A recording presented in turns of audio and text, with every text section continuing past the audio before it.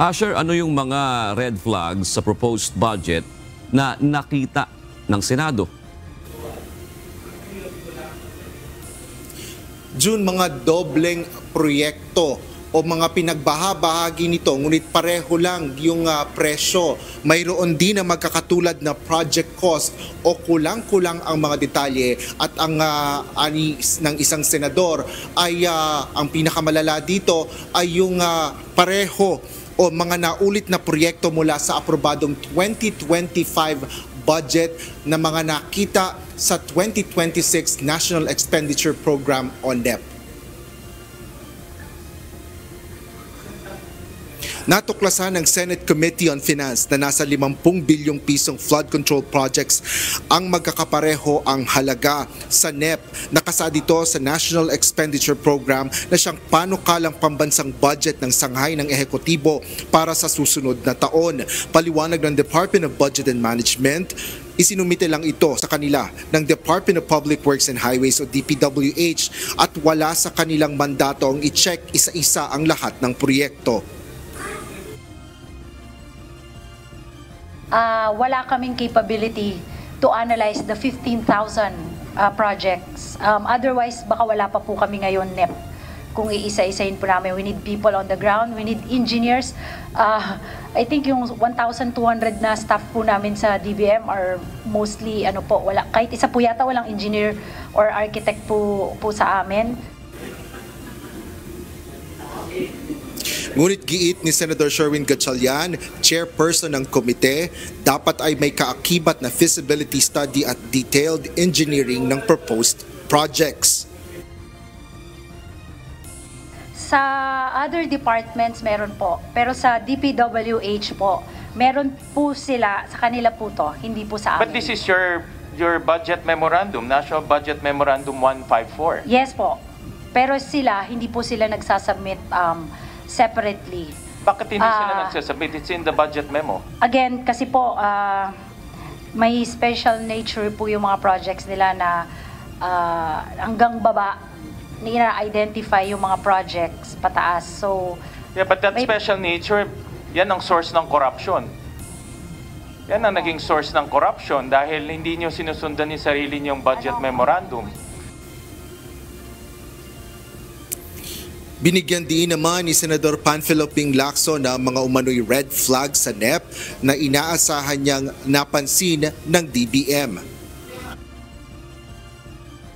Bakit puro 100 million itong pagkarami-rami? Yun lang, yun siguro ang point ni Chairman Sherwin, na at least man lang yung red flag nakita nyo kasi napaka-pronounced eh. Hindi ba lang yung mga specific details na iisa-isahin nyo pa ba naman yung proyekto na yan? Pero pag nakakita kayo ng 500 items na exact amounts, similar, medyo red flag yun. Ang sagot daw po nila is that, lumabas din po to sa hearing ni Senator Marcoleta sa Blue Ribbon. Kasi po, depende po kung sino magpapa-bid ng project. Whether district, whether region, or central office. Ngunit napag-alaman din sa pagdinig na ang DPWH ang direktang nagpapasok ng mga proyekto sa NEP sa pamamagitan ng file na inilalaan ng DBM. Dagdag pa ni Secretary Pangandaman, ang sinisiyasat lang nila ay kung may duplication o doubling item, ngunit hindi ang integridad, halaga at iba pang detalye ng proyekto. Kasunod nito, inihayag ng committee chairperson ang natuklasan nila na 6 na uri ng red flags o mga babala sa panukalang budget ng ehekutibo. Una dito ang kawalan ng station number kung saan hindi makikita ang detalye, partikular na ang tiyak na lokasyon ng proyekto. Pangalawa ay ang duplicated projects o pare-pareho na nakasaad sa NEP.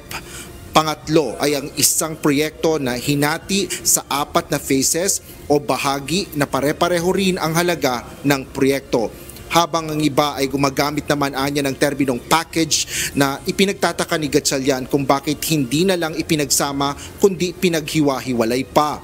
Pang-apat ay ang round number na rounded off o kinuha ang pinakamalapit na buong halaga ng project cost. Kung meron siyang detailed engineering, hindi siya magra-round amounts. Hindi siya magra-roundabouts. Iba lang, parehong barangay, iba lang yung sitio, pero si same amounts. Panglimang red flag na nakita ng Senado ay mga proyektong may mga specific code names habang ang iba ay wala. At pinakamalalaan niya ang proyektong nasa 2025 General Appropriations Act o GAA na mga naaprobahang budget para sa implementasyon ngayong taon. Ngunit makikita pa rin ito sa 2026 NEP.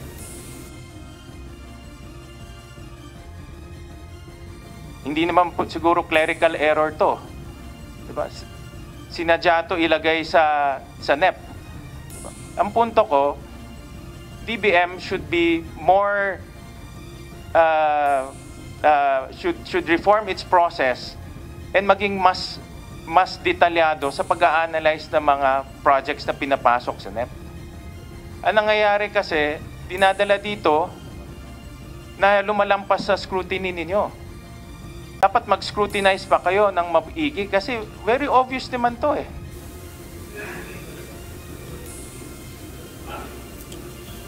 Jun, bunsod ng mga issue ng particular na sa red flag sa NEP ay iba't ibang paraan ang isinusulong sa Senate Committee on Finance upang maayos ang 2026 proposed national budget. Yan ang latest dito sa Senado. Balik sa iyo, Jun. Oo, sure, lumalabas ba kung 2026, ito nga sinisiyasat yung budget nila na may ganong katindi, no? Parang talamak na ba talaga yan? Kung susumahin mo, sir, 2025, pababa, ganon talaga ang kalakaran dyan sa DPWH. Ganon ba yun, sir? Yes, Jun, yan din yung mga salitang sinasabi nga na ginagamit, particular na ni Senador Panfilo Ping Lacson nung kanyang inilabas yung kanyang privilege speech kaugnay nga sa pagbubunyag nitong mga anomalya umano sa flood control projects na talagang talamak itong mga katiwalian na nagpapanggap nga na proyekto ng pamahalaan, Jun.